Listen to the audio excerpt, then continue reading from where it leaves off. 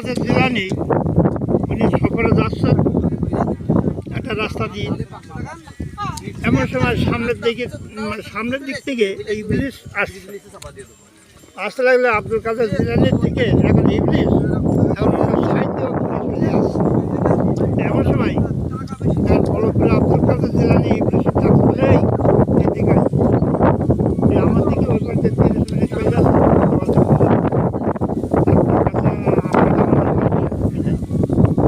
আমি সাইডে চলে যাচ্ছি, এত অমনিতে চলে যাচ্ছে, কার আবার কি সমস্যা ঘটাবে তার ঠিক নেই। এবার তো হয়তো আমি কি সমস্যাটা ঘটাবো তা তো না, তুই তো মানে সমস্যা ঘটাস মানে কত কাজ হলে সমস্যা ঘটানো। আচ্ছা প্লিজ তুই এক কাজ, তুই যে কীভাবে সমস্যাটা ঘটাস তার নমুনা কি একটু দেখাতে পারবি? তাহলে তো হুজুর তাহলে দেখ না, হ্যাঁ তাহলে আপনি এখানে দাঁড়ান। এখন ও চলে গেছে মিষ্টির দোকানে, যে হাতে হাতে মিষ্টির ঝোল মাখে রসগোল্লার রস।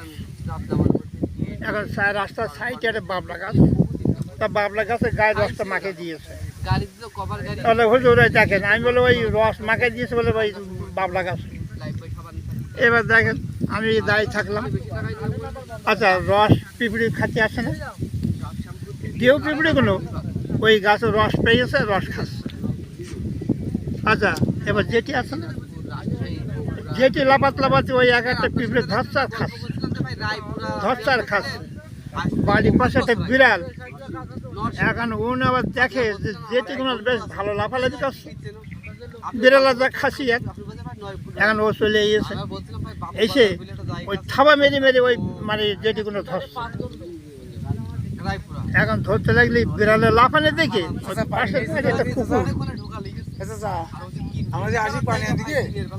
পাশের বাড়ির কুকুর, এখন বিড়ালের লাফানে দেখি এখন কুকুরটা চলে গেছে। মানে ও বেশ আস্তে আস্তে সেই বিড়ালটা ধরে মেরে ফেলছে। বিড়ালটা যখন মেরেছে, এখন পাশের বাড়ি বউটা তো টের পেয়েছে আমার বিড়ালটা কুকুরই মেরেছে। এবার ওরা লাঠি নিয়ে কুকুরটা আসছে, কুকুরটা মেরেই ফেলে। এখন যার বাড়ি কুকুর ওরা বলছে কিনা আমার কুকুর তাড়াচ্ছে কেন? তাই বলছে এ ভাই তোরা আমার কুকুর তাড়াচ্ছিস কেন? তা তোমার এই কুকুরই আমার বিড়ালটা মেরে ফেলেছে। এই এরা হলো পশু অবলা জন্তু, এখন ঘটনা আছে মেরেছে, তা তুমি কুকুর তাড়াচ্ছ কে জন্যে?